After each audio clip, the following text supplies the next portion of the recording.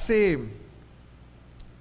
una semana nosotros vimos la primera parte de este tema. Primero Dios o Dios primero. Es un juego de palabras, ¿verdad? Es un juego de palabras, y lo que queríamos decir con este juego de palabras es que, por ejemplo, los chapines, ¿cómo somos? Nos vemos mañana. Primero Dios, dice uno, ¿verdad?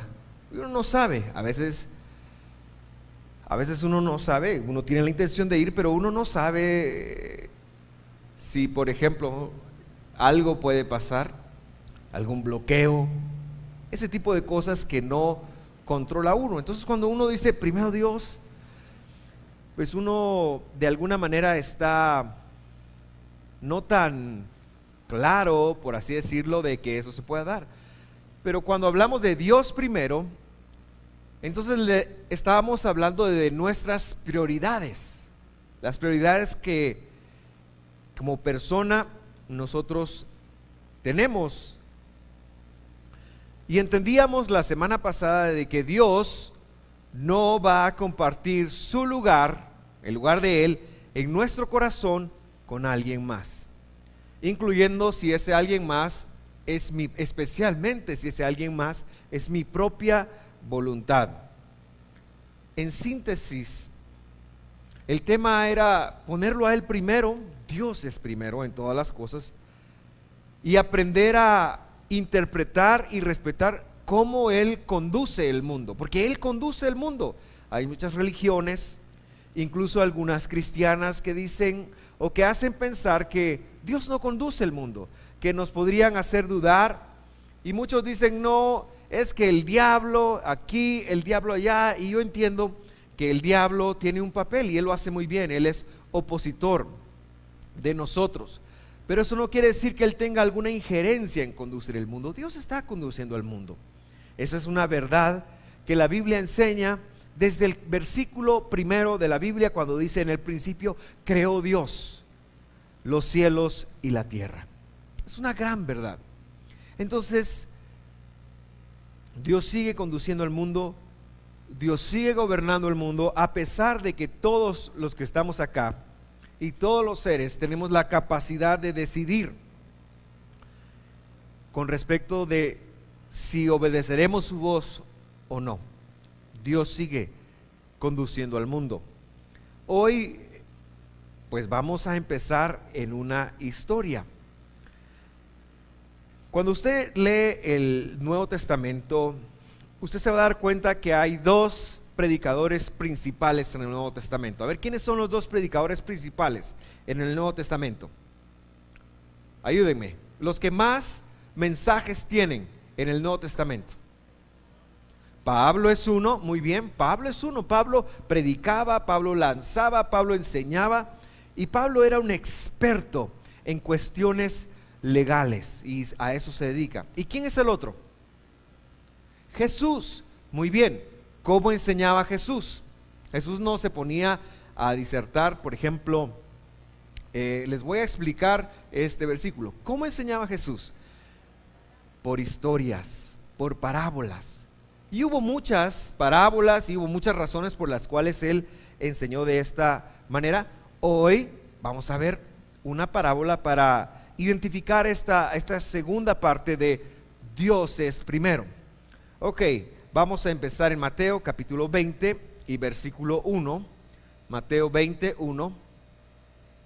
El reino de los cielos es como un propietario que salió temprano por la mañana con el fin de encontrar trabajadores para su viñedo.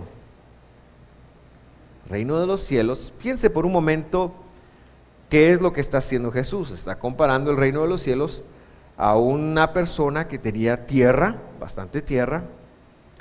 ¿Y la tierra para qué se usa? Según la historia, esta se usa para cosechar. Para cosechar.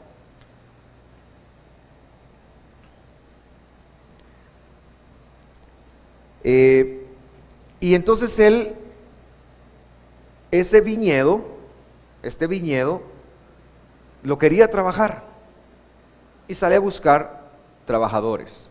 Y dice que el reino de los cielos es lo que funciona de esta mañana. En un momentito quiero recordar el reino de los cielos, porque es vital que nosotros lo comprendamos para entender que está hablando Jesús. Pero antes de hablar del reino de los cielos, por favor, pregúntese, ¿cuál será el viñedo? ¿Quiénes son los trabajadores? Todas esas cosas son importantes que las conectemos para entender lo que Jesús está hablando. ¿Por qué temprano por la mañana? Y obviamente el propietario siempre es Dios, porque Dios es primero. El propietario es Dios. Y es muy interesante que Él dice que Él salió temprano por la mañana. Dios sale, hermanos. Dios sale a buscar. Sus ojos están viéndolo todo. La Biblia dice en el libro de Crónicas que los ojos del Señor recorren la tierra, dice, buscando cómo nos comportamos. Esto nos habla de la supervisión de Dios. Continuamente Dios está observando su creación y Él está buscando. Ahora, Él salió con el propósito de contratar. ¿Por qué? Porque tenía una tarea. Dios es enfocado a las tareas. Dios tiene trabajo para nosotros. El trabajo no es una maldición, el trabajo es una gran bendición. Y Dios nos anda buscando a nosotros, ¿para qué? Para trabajar. Obviamente que ese trabajo, por lo que es el reino de los cielos, tiene que ver con nuestras cuestiones inmateriales, tiene que ver con nuestro carácter, con nuestro temperamento, etcétera, etcétera, y por supuesto con todo lo físico que llegamos a realizar en el mundo. Entonces Él sale a buscar, y cuando alguien contrata a alguien es porque tiene, diga conmigo, dinero, va a pagarle. A veces nosotros pensamos que es el jefe el que nos paga. No es el jefe, es Dios. A veces pensamos que si le caemos mejor al jefe nos va a dar esa promoción. Mala idea, es Dios el que da las promociones. Lo que pasa es que usa a personas, porque Dios conduce el mundo y eso se nos olvida. Así que los problemas financieros o de cualquier otra índole que nosotros tuviéramos, tendríamos que ir a hablar ¿con quién? Según esta historia, tendríamos que ir a hablar con el propietario. ¿Y quién es el propietario de este lugar? Me refiero a toda la tierra. La Escritura enseña, del Señor es la tierra y su plenitud, el mundo y los que en él habitan.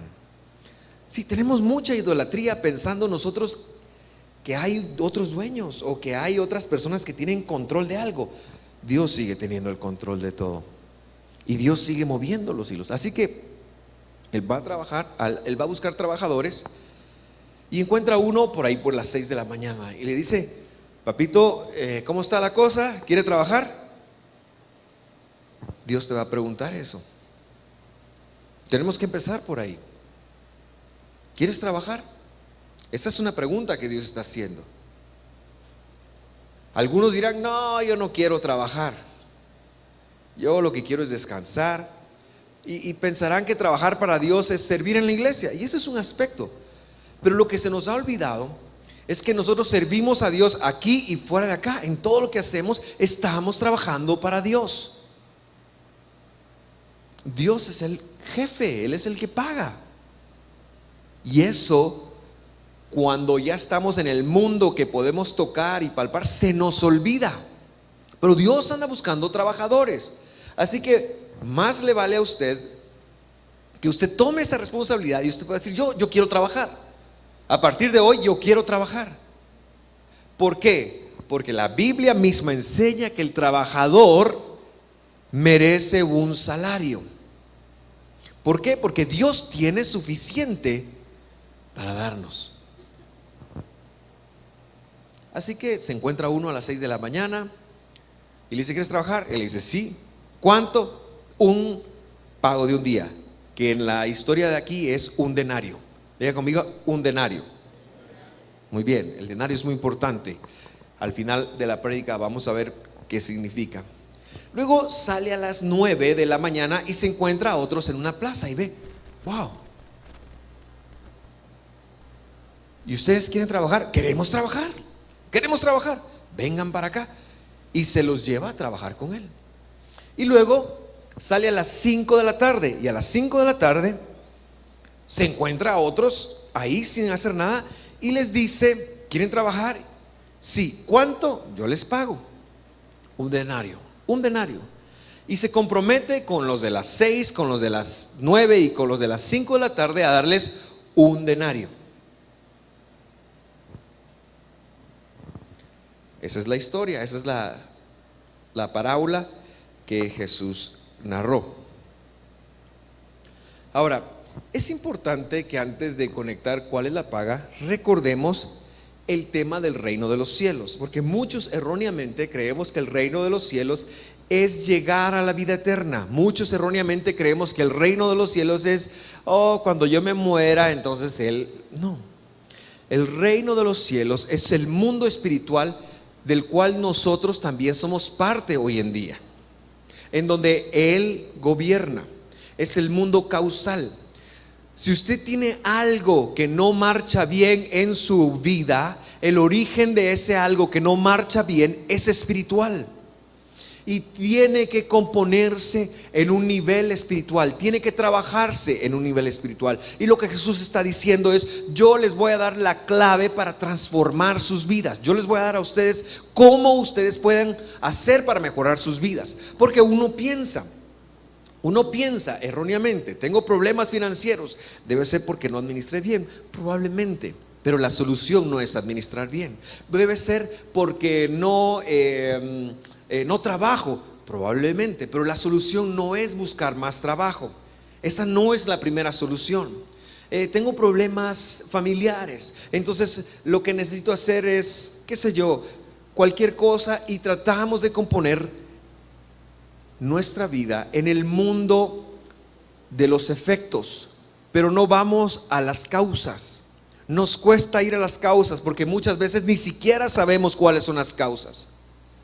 Y lo que Jesús está diciendo aquí: miren, no necesito porque Él no necesita algo. Yo quiero que ustedes aprendan a conectar cuáles son las causas. Les voy a hablar de una causa. Y eso es lo que Él está enseñando: cómo poder transformar nuestras vidas. Cada vez que usted lea el reino de los cielos en palabras de Jesús, se refiere al mundo espiritual, en donde nosotros podemos cambiar las causas o las siembras, por así decirlo, que hemos tenido a lo largo de la vida, y transformar nuestra vida. Cada vez que Jesús abrió la boca y dijo esto, tenía en mente la posibilidad de transformar nuestra vida. ¿Por qué? Porque Él es bueno, porque Él lo ama, porque quiere lo mejor para usted.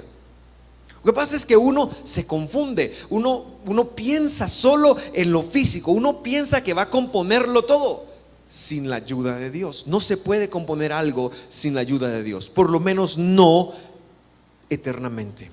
Tu matrimonio necesita la ayuda de Dios, tus finanzas necesitan la ayuda de Dios, tu vida familiar, tu relación con tus hijos necesitan la ayuda de Dios. Tu desempeño en el trabajo, tu transporte a donde tú vas, a cualquier lugar, necesita la ayuda de Dios. Y la buena noticia es que Dios se quiere vincular contigo. Dios está comprometido a vincularse contigo. Si tú me dices: sí, pero ¿dónde está? Bueno, pues búscalo y lo vas a encontrar. Pero en serio, en serio. No eso es de oraciones como hago yo con la hermana Santa. ¿Dónde está la hermana Santa? Ya está. Algunos viernes en la noche vamos a cenar donde mis papás, y oramos para terminar la reunión. Nosotros no oramos al empezar la reunión, sí oramos por los eventos, pero oramos para terminar la reunión, en esas reuniones de viernes. Y a veces está la hermana Santa, ella es tan consagrada al Señor.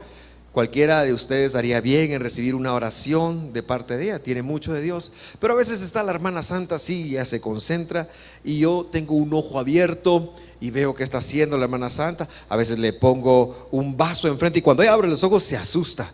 O a veces le tiro una servilleta. Yo no sé por qué Dios me hizo así. Entonces, yo ahí no estoy buscando a Dios. Ella está buscando. Yo no estoy buscando a Dios ahí. Yo no sé qué me pasa, hermano. Ore por mí al final del servicio. Le voy a pedir su oración para arrepentirme de todos sus pecados. Pero a Dios lo va a encontrar el que lo busca y el que lo busca en serio, él lo va a encontrar. El que está dispuesto a decir, Señor, así está mi vida, quiero que me digas cómo vivirla, ese lo va a encontrar.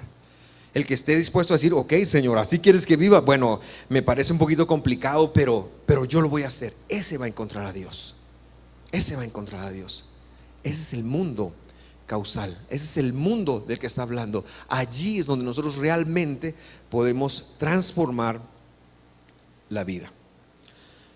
El punto de este mundo espiritual, el reino de los cielos, es que siempre existe un retorno, siempre existe una paga. El apóstol, el otro predicador del Nuevo Testamento, máximo predicador del Nuevo Testamento, lo puso así: no se engañen.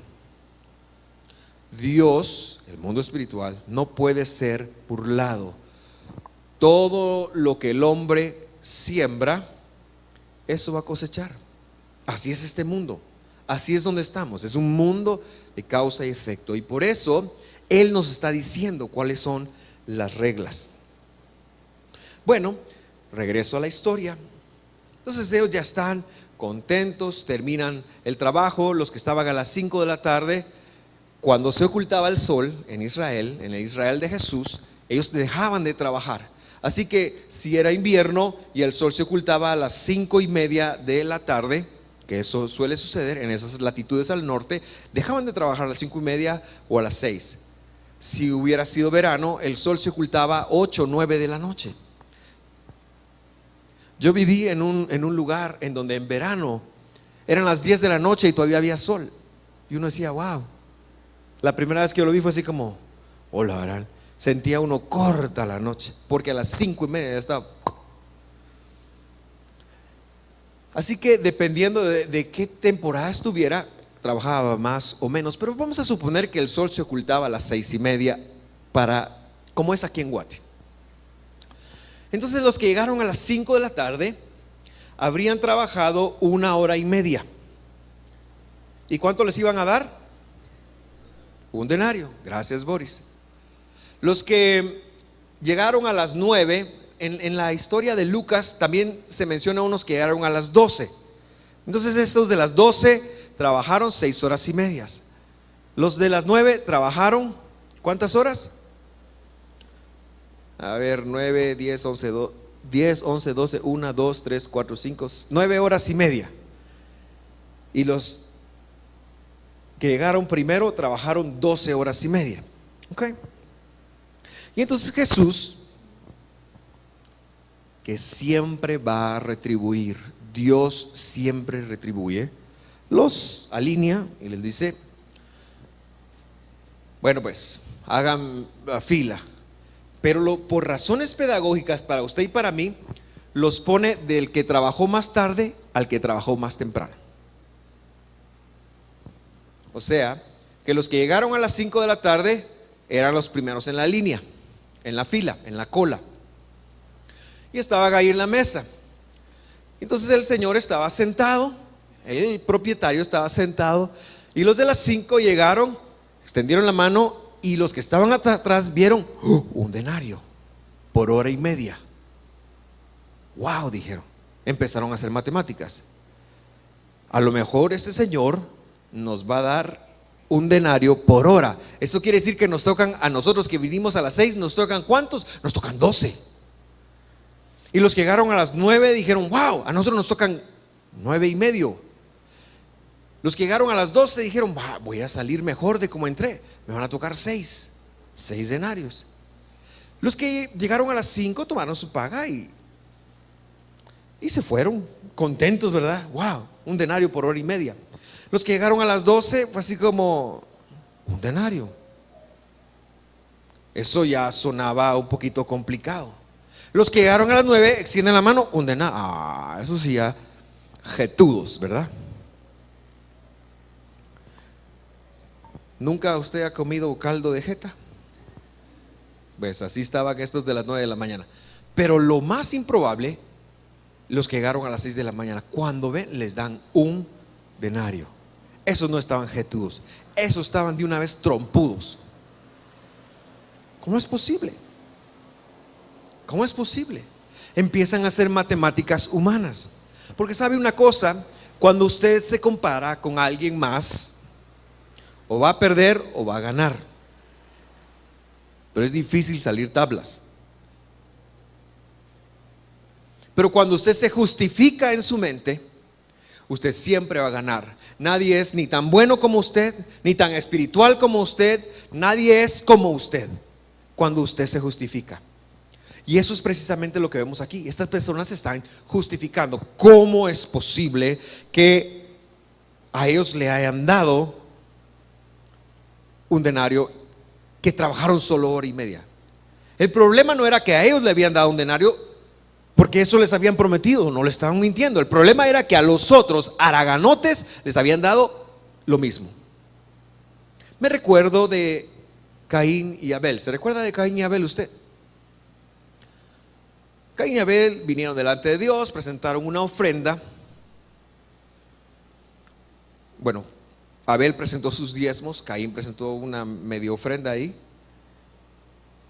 Y dice la Biblia que Dios vio con agrado a Abel y no a Caín. Y enseña la Biblia que su semblante decayó. Y Dios le dijo: ¿por qué te pusiste bravo? En palabras chapinas, ¿verdad? Porque en castellano no lo dijo así, en hebreo no lo dijo así. ¿Por qué estás enojado?, le dice. Y Caín no quiere enfrentar la ira, que es lo mismo que les pasó a estos cuates. Se enojaron. Queridos hermanos, la ira es una reacción natural que los humanos tenemos. A veces cuando las cosas nos salen bien nos enojamos. Lo que pasa es que le llamamos tristeza, lo cubrimos, le llamamos, a veces explotamos, a veces no. Pero el punto es que los humanos, cuando algo no sucede bien, nos enojamos, nos molestamos. Y en el caso de estos hermanos, la ira se convirtió en envidia. Y ellos empezaron a envidiar. El problema no era que ellos habían recibido un denario. El problema es que los otros también habían recibido un denario. Les hubieran dado, lo hubieran dividido. Y entonces nosotros tenemos un sentido de justicia, le voy a llamar, que tiende a favorecernos a nosotros y no tanto a las personas aquellas con quienes tenemos conflicto. Por ejemplo, ¿cuántos son casados acá? Levanten la mano. Muchas gracias, bájenla. ¿Alguna vez se ha peleado con su esposa? Así a lo macho, o sea, no lo voy a pasar aquí al frente, no lo voy a evidenciar. ¿De verdad alguna vez ha tenido algún disgusto pues con su esposa o su cónyuge? ¿Alguna vez? La respuesta a eso: yo hasta estoy peleando ahorita con la... No, es broma. Es broma. Después de eso sí.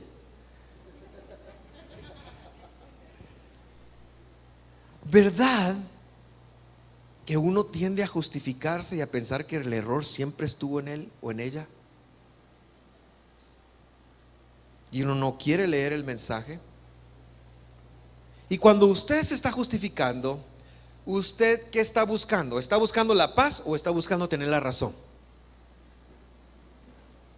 Yo solo se lo dejo así pues, para que usted lo piense, para que usted lo vea.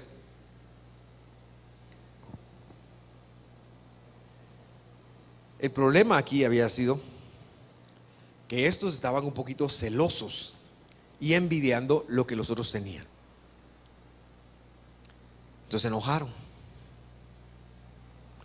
Sin embargo, tenemos que recordar que Dios les había prometido la misma paga. ¿Cuál era la paga que había prometido?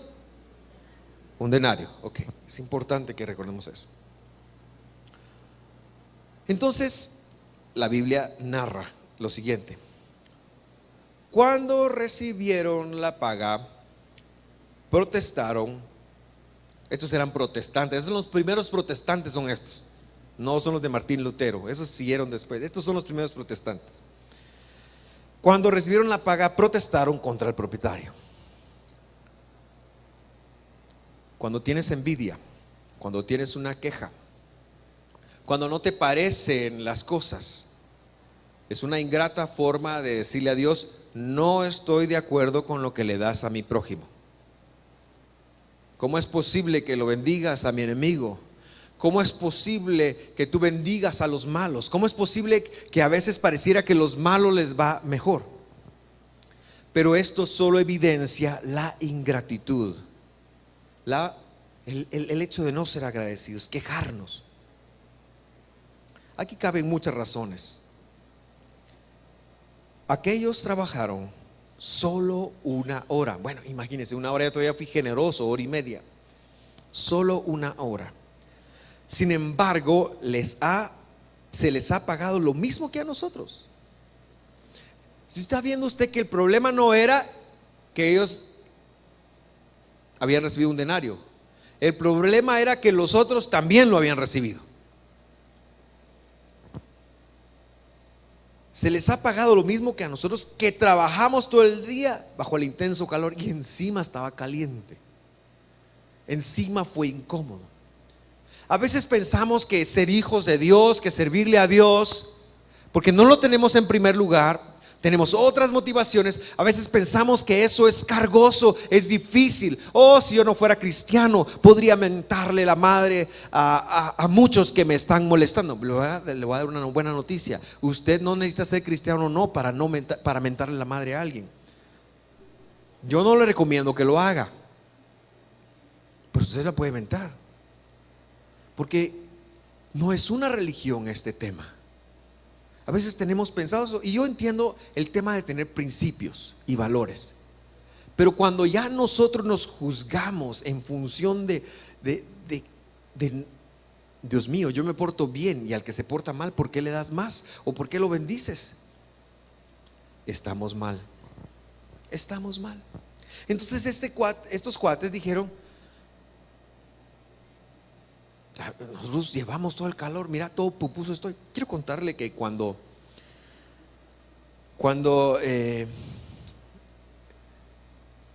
yo me fui de mi casa a vivir a otro país a los 18 años. Usted sabe eso, yo se lo he dicho muchas veces. Mi primer trabajo fue en un lugar donde rentaban videos. Y entonces ahí me vieron a mí con cara de latino. Yo no hablaba inglés, en una ciudad donde casi no se hablaba español.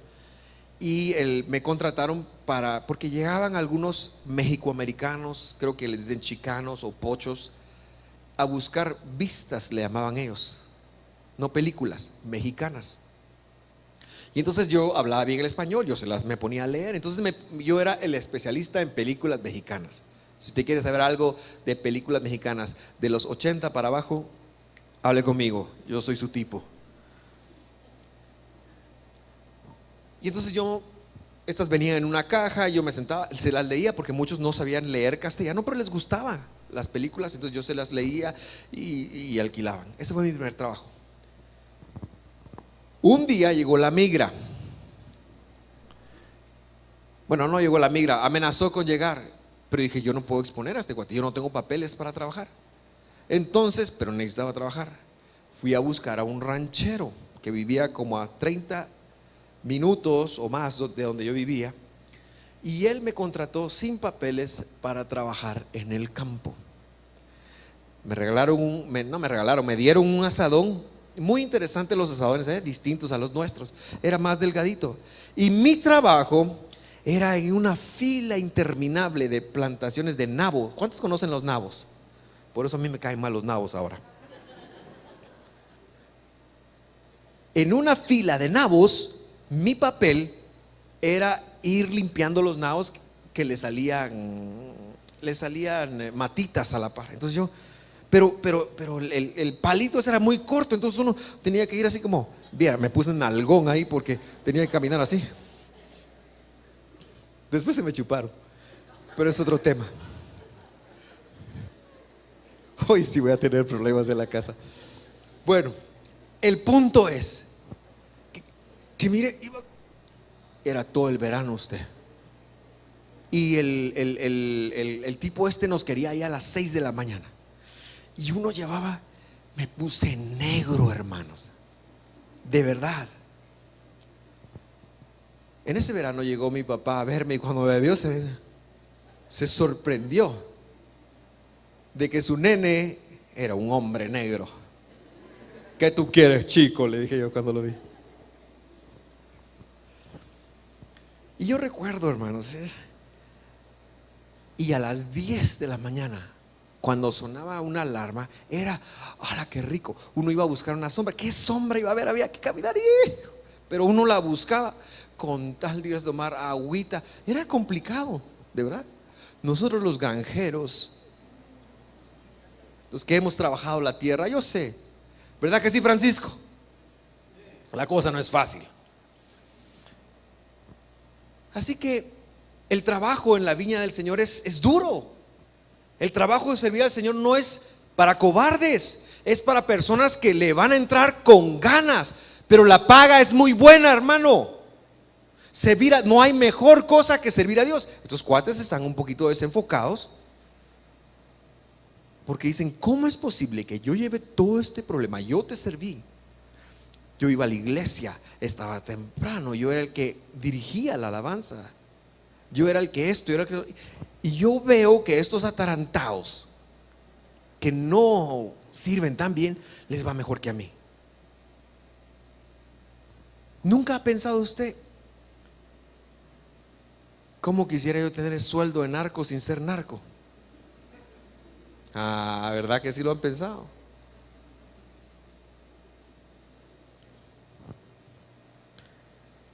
Pero qué terrible vivir así. Ay, no sé qué más decirle, mejor sigo con la prédica. Querido hermano, Dios tiene un trato personal con cada uno de nosotros y no tiene por qué justificarte a ti, porque te va a bendecir. ¿Cómo te va a bendecir? Si la semana pasada hablábamos de confiar a Dios con tu vida, hoy yo quiero pedirte que confíes a Dios con cómo dirige el mundo y cómo se proyecta a tu prójimo.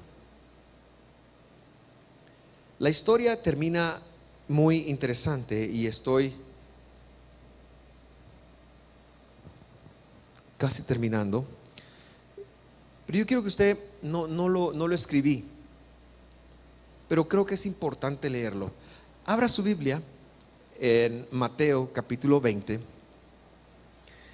En el caso de muchos de ustedes, su teléfono. Mateo capítulo 20.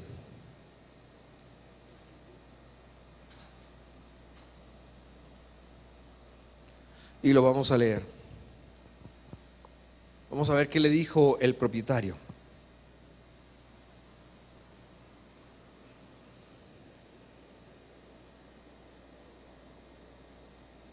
Versículo 13, 20:13 de Mateo. Mateo 20:13.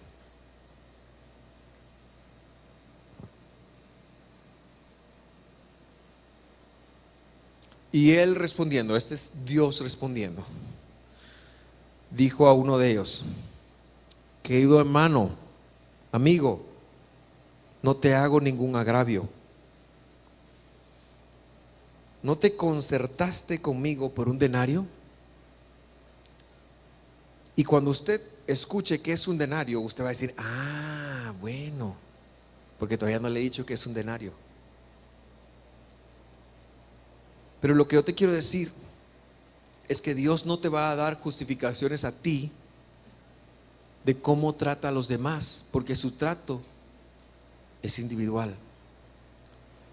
Nuestro trabajo espiritual para poner a Dios en primer lugar es estar bien con cómo Él trata a los demás.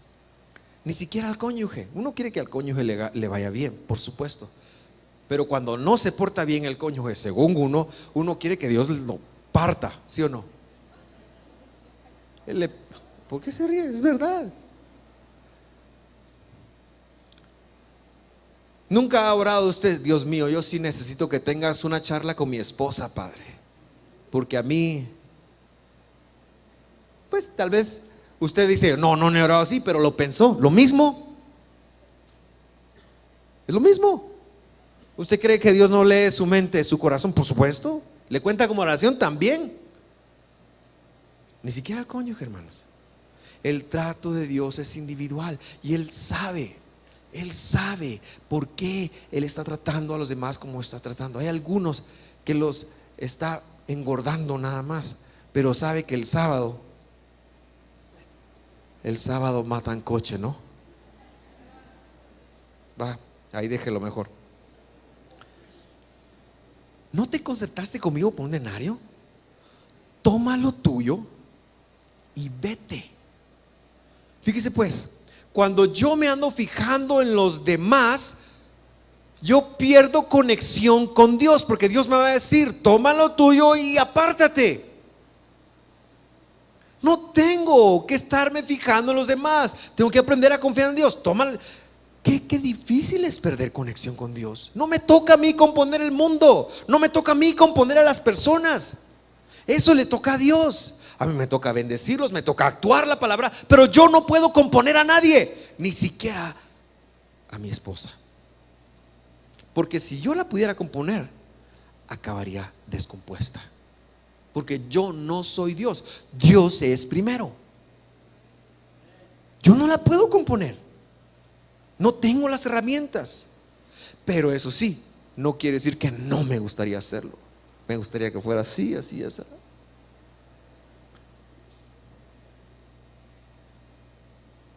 Sigamos leyendo porque los veo serios.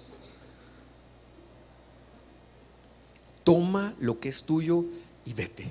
Aquí está lo que yo te prometí. Y está bien, voy a cumplir contigo, pero ¿sabes qué? A partir de ahora estás por tu cuenta. Querido hermano, que el cielo no permita que nunca Dios nos diga: vete, estás por tu cuenta. Pero algunos de nosotros lo provocamos. Ok, pero quiero dar a este que vino tarde como a ti. ¿No me es lícito a mí decir las cosas que quiero hacer con mis cosas?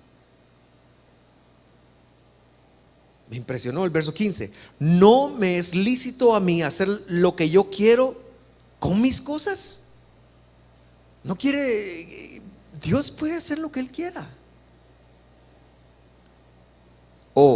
Y en esta versión, es una versión antigua, dice: ¿es malo tu ojo porque yo soy bueno? Quiere decir, te vas a poner envidioso con mi bondad. Eso quiere decir. No me toca a mí componer el mundo, ni me toca a mí componer a las personas. Estoy en esta tierra para trabajar conmigo. ¿Y sabe qué es suficiente para hacer eso? Un denario. Un denario es lo que yo necesito para hacer eso. Entonces, en el estilo de Adal Ramones, le quiero dar mis conclusiones de esta prédica. Son 5. Número 1: Dios gobierna. Dios gobierna. Dios sigue estando a cargo, pero te tengo buenas noticias. Dios es tu Padre y te ama. Tienes acceso a la mayor influencia del universo. Él decide cuánto bendice a cada uno, porque tiene un trato personal con esa persona y no tiene por qué darte explicaciones a ti. Dios gobierna. Si no te parece cómo te está tratando a ti, entonces sí te da acceso a su presencia. Hay formas de acercarnos a Él, hay formas de estar con Él, pero no porque esté bendiciendo a los demás, no porque no te parezca cómo está tratando a los demás, porque eso te va a generar a ti separación de Él. Dios gobierna. Si a tu enemigo le está yendo bien, bendícelo para que le vaya mal. Nada, no son bromas. Bendícelo. Dios sabe lo que está haciendo. Yo no lo sé. Dios gobierna. Número 2: ¿cuál es mi responsabilidad? Mi responsabilidad es ir al mundo de las causas y conectar con Él. Ese es mi trabajo, para tener buenos efectos. Mi responsabilidad es que cuando Él me llame: hey, Vladimiro, ¿quieres trabajar para mí hoy? Porque te va a llamar todos los días. Yo diga: yo quiero. Esa es mi responsabilidad. Bueno, entonces vas a tener que empezar a hacer esto. Y yo pienso muchas veces que eso quiere decir ir a cambiar, ir a impactar. No, empieza con cambiarme a mí. Empieza con entender su obra en mí. Esa es mi responsabilidad. Mi responsabilidad es ir a trabajar. Número 3. No debo de juzgar sus tratos con los demás, porque Él sabe por qué y cómo lo está haciendo. Pero si yo lo juzgo, me aparta, Él me aparta. Me aparta. Número 4. Debo ponerlo a Él primero. Ese es el tema de la semana pasada. No puedo gobernar mi vida porque yo estoy trabajando en su viña, en su espacio. Y número 5.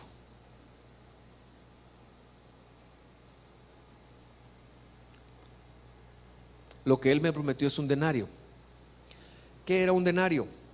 Un denario era el sustento de un jornalero de un día en el Israel antiguo. Entonces, ¿a qué se está refiriendo con eso? Se refiere al hecho de que Dios te prometió algo, te dio su palabra. El denario es su palabra para este día. Por eso no dijo una gran cantidad, sino estaba hablando de aprender a depender de Él cada día. Si Dios te da hoy todo el dinero que te va a dar a lo largo de tu vida, ¿podrías manejarlo? Piensa en eso. ¿Sabe usted que usted tiene una cuenta asignada en el cielo? Dios le asignó a usted cuánto dinero le va a dar a lo largo de su vida. Usted puede incrementarlo o restarlo, gastárselo todo. Hay una forma de incrementarlo, se llama tesoros en los cielos. Usted puede incrementarlo. Dios te asignó una cantidad, pero si usted dice, wow, yo me quiero gastar todo, como el hijo pródigo,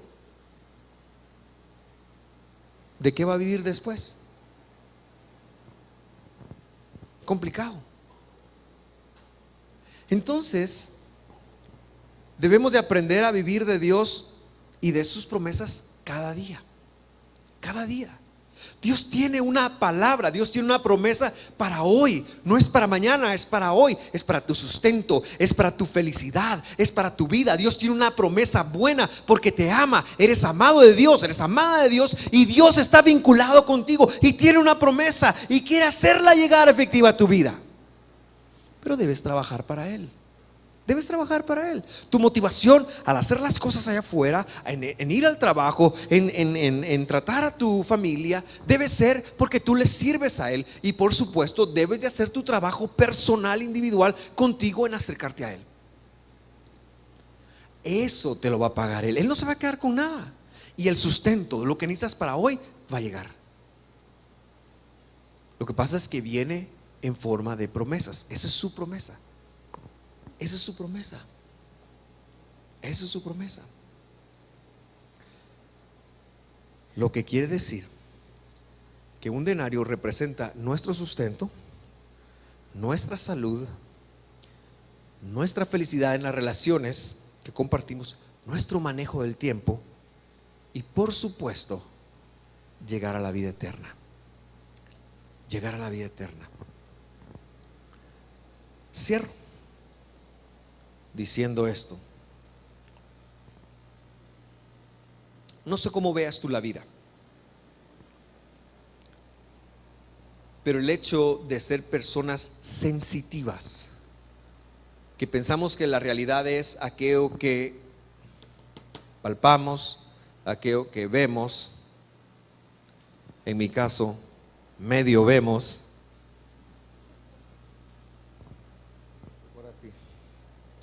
Están sucios mis lentes. O aquello que escuchamos como la totalidad de la realidad. Y nos perdemos que hay una realidad mucho más profunda en el mundo espiritual. y ahí es donde Dios opera. Y entonces nosotros tenemos que aprender a ir al mundo espiritual, al mundo donde Dios está, a ponerlo a Él primero, a entender su palabra, a entender sus promesas. No hay algo que tú necesites, no hay algo, una sola cosa que no esté en Dios. Lo digo de otra forma: todo lo que tú necesitas para cumplir tu propósito en la tierra y para llegar a la vida, al mundo venidero, al cielo, está en Dios. Tus finanzas para hoy incluso, a lo mejor mañana tienes que hacer un pago muy alto, eso está en Dios. Todo lo que tú necesitas está en Dios. No hay algo que tú necesites que esté fuera de Dios. Es un buen negocio conectar con Él. Es un buen negocio ponerlo a Él primero y respetar cómo Él se proyecta a los demás. Querido hermano, el tema de la semana pasada y de hoy es un llamado para confiar en Él. Para confiar en Él. Si hay algo que no está bien en tu vida, la solución está en Él. Pero hay que conectar con lo espiritual. Y ahí vas a encontrar una solución que te va a hacer para bien, pero para un bien eterno. Nosotros tenemos una idea de lo que es bueno o lo que es malo. Por ejemplo, ¿el fuego es malo o bueno? Pues si quema la terminal es malo. Si tú pones la mano ahí es malo. Pero si te sirve para calentar tus alimentos, es bueno. ¿El agua es buena o mala? Cualquiera diría, es buena. Uno necesita 8 vasos de agua para mantener la salud. Sí. Pero hace como 18, 19 años estuvimos en un ensayo acá de la alabanza y cantábamos Dios manda lluvia. ¿Se acuerda de ese coro? Y esa noche llovió tanto que esa pared se fue. Entonces yo hacía la broma, ya después dije, Dios era broma. Porque nuestra percepción de lo que es bueno, lo que es malo, depende de cómo nos vaya con eso. Si es un incendio es malo. La violencia es buena o mala. Pues tendríamos todos a decir que es mala. Pero si alguien se mete a tu casa en la noche y puedes tú defender a tu familia, debes de hacerlo. La vida es lo más importante. En ese momento, o les cuento otra anécdota. Yo tuve el privilegio de ir a la zona militar de la Aurora todos los domingos por 6 años a evangelizar cuques. Era bien chilero, hermano. Le voy a decir por qué. Yo decía, ¿cuántos quieren recibir a Cristo? Y el sargento era cristiano, era amigo nuestro. ¿Cuántos van a recibir a Cristo? Y todos los cuquitos levantaban la mano. Dije, puches, aquí puedo hacer una iglesia, una mega iglesia. Y entonces ya decía, ¿cuántos quieren sanar su corazón? Y el sargento, todos querían sanar su corazón. Pues una vez, entrenando a un amigo mío, le digo, hoy vas a llevar la prédica. Fantástico. Y entonces mi amigo llegó y dice, bueno, usted tiene que recordar que esto fue antes de la época de la paz. No se había firmado la paz. Es decir, estábamos en guerra de guerrilla todavía. Estamos en el año 92 por ahí, 92, 93. Entonces mi amigo se para. Bueno, la Biblia dice no matarás. Y se les queda viendo. Pero ustedes tienen permiso, les dice.